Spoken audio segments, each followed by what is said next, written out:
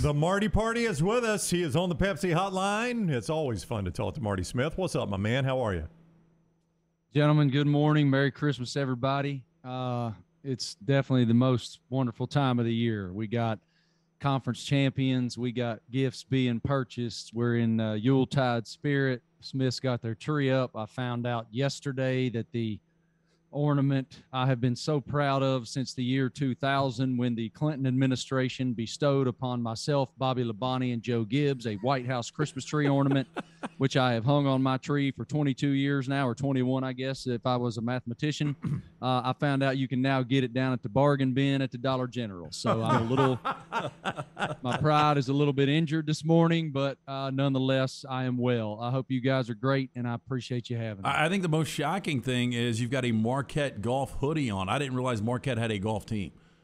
They're very good, in fact, Lance. One of my best men in my wedding 145 years ago, Steve Bailey, is the head coach of the Marquette men's golf team, and they win Big East championships like they get up in the morning and pour a cup of coffee. He's built a hell of a great program up there, and I'm so proud of him.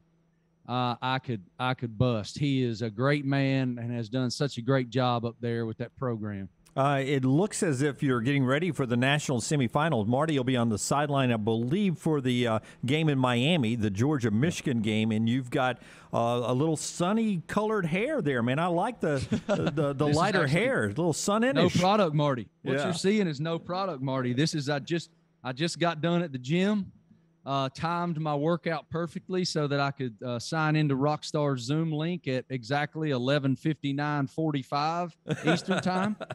And, you guys are getting unfiltered here, buddy. I love it. That's my favorite, Marty, is unfiltered Marty. What a fascinating game. I mean, Georgia did not think they would be in this position. Maybe Michigan did not either. I mean, you might have two teams that had no clue they would be in this type of position at this point in the season. I think it's going to be a great game because it's two teams that are very similar to one another in terms of the way that they execute victory. Run the ball.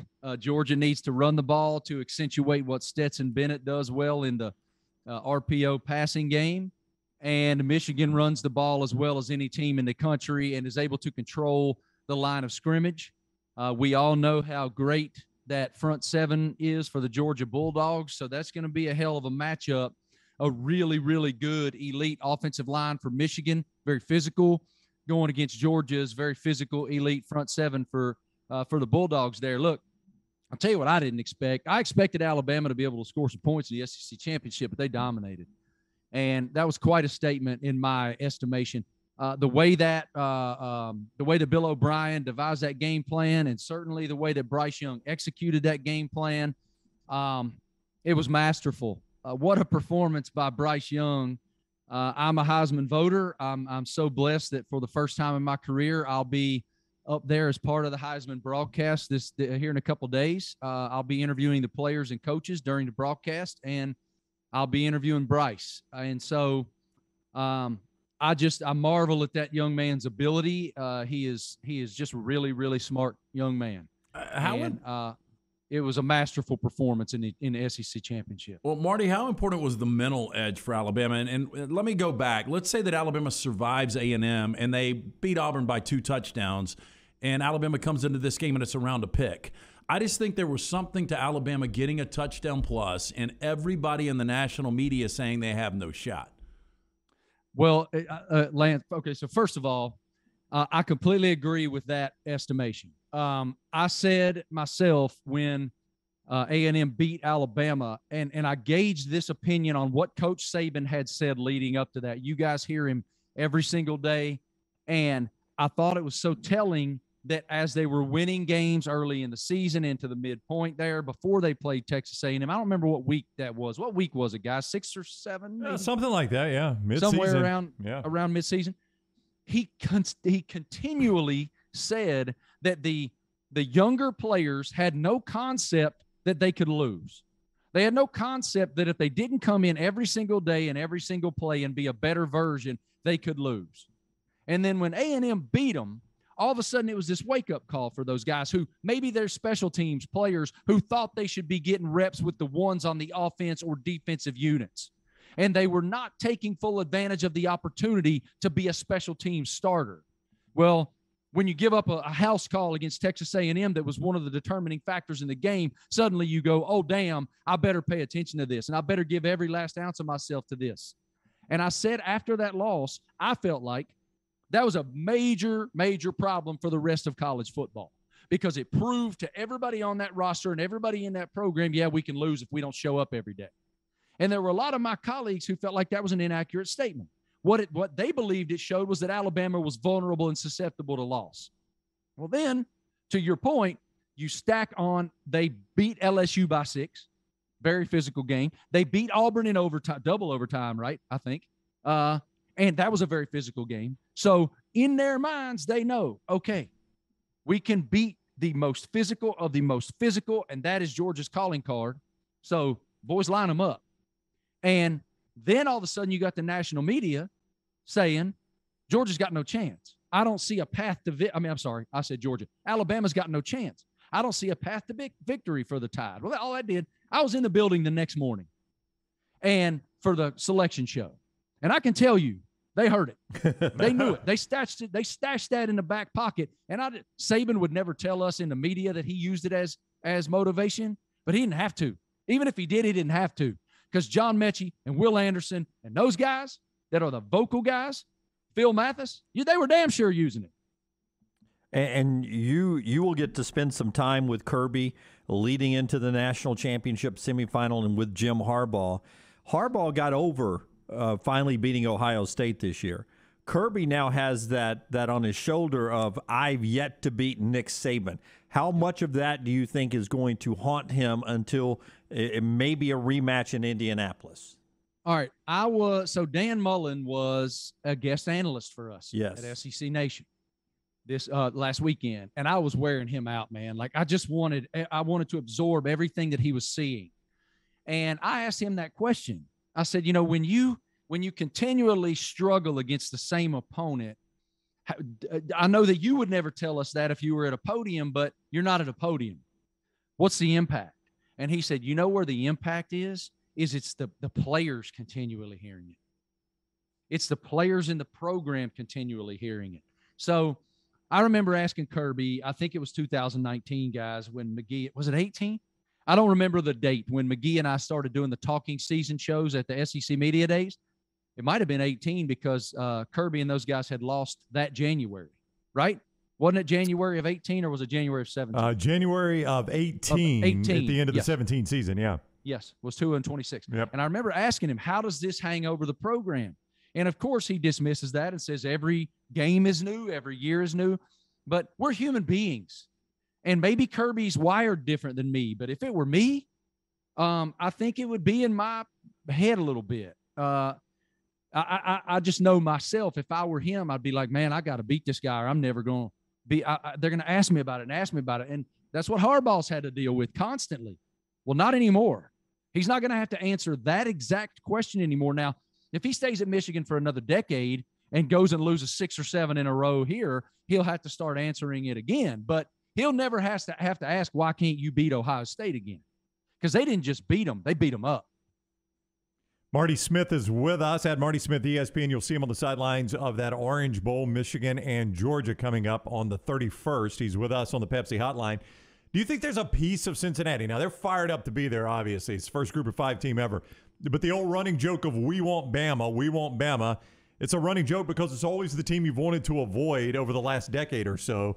And you thought maybe this would be the year you avoid them, and lo and behold, you get in the playoffs, and who do you get as Bama? I mean, there's got to be a piece of them, Marty, they're like, you got to be kidding me. The one time we do this? Especially this Bama. Now, John Mechie, of course, is injured, and that's a loss. I felt like the guys that came in for him did a really good job. Brooks is a good player and has emerged since the Iron Bowl, certainly. It's going to be interesting to see what that loss really is. But this version of Alabama is a very confident version of Alabama that has a chip on its shoulder. And that's scary. Cincinnati's a really good football team. I will admit I've not seen a lot of them. But what I have taken the time to watch on airplanes to L.A. and back here, the last few days. I'm very impressed. Ritter's a baller, man. That young man's a baller. And they got some guys on defense that are very talented guys. And I really I met Luke Fickell when I was immersed with Ohio State when he was there. I love his passion. I love his very blue-collar approach to the game. He's a great football coach. So he'll have them ready. But this is just, I mean, to me, it's the ultimate test. It's the ultimate test. And I think that they'll battle that national narrative. It's Bama. They're definitely going to win. But who knows? Anything can happen once you get between the lines, and we've seen that. I mean, we've seen that throughout this season. So they earned their way there. They deserve to be there, and boy, did they draw a tough one. You know, it's well publicized that Cincinnati's gone undefeated in the regular season in back-to-back years, but I don't think a lot of people realize. So Luke's been there 5 years. Take away that first year, that 4-8, he goes 11-2, 11-3, 9-0 in the regular season last year, and then he's 13-0 right now. So it's not just 2 good years. This guy has got it dialed in. Is right now Cincinnati kind of the new Chris Peterson, Boise State that we saw about a decade ago? I mean, or the UCF that Scott Frost built. You know, kind of like it's those were very good teams with Mackenzie Milton at quarterback. Just a transformational talent at quarterback, and that's what Cincinnati has. Ritter is, I don't know if you guys have seen a lot of him, but he is a really, really good player. I'll tell you what I know. I know that Alabama really respects how difficult it is, regardless of league or level, to go undefeated. That's just so hard to do. And Cincinnati's had its hurdles. There were a couple of those games that they won by a score or less than 10 points. And so they've had their hurdles, and they've had to gut a couple out, which is good for them at this point, because they got in. So, yeah, I mean, look, it's so hard to do that. I don't care if you're at the lowest level of high school football in the Commonwealth of Virginia. Going undefeated is hard. And they're just very disciplined. They're a very disciplined team, and they've done a good job. The boat you tool around Lake Norman in, do you name it? Does it have a name? No, it's sitting out there right now. It's funny that you asked. I mean, it's right down there. I've given some consideration to going out there today. It is kind of chilly in Charlotte. I think we're in the 30s. But if I bundle up like Mac Jones wearing that scuba suit, I might be all right. It seems like you would name your boat. I thought you'd have a boat name. I'm waiting on my girls to name it.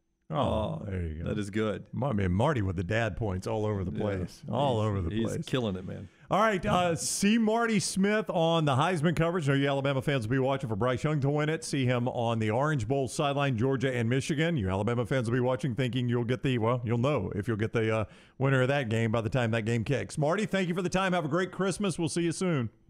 Thanks for having me, fellas. Merry Christmas, everybody. All right, buddy. Take care. That is Marty Smith of ESPN, at Marty Smith ESPN on Twitter, with us on the Pepsi Hotline.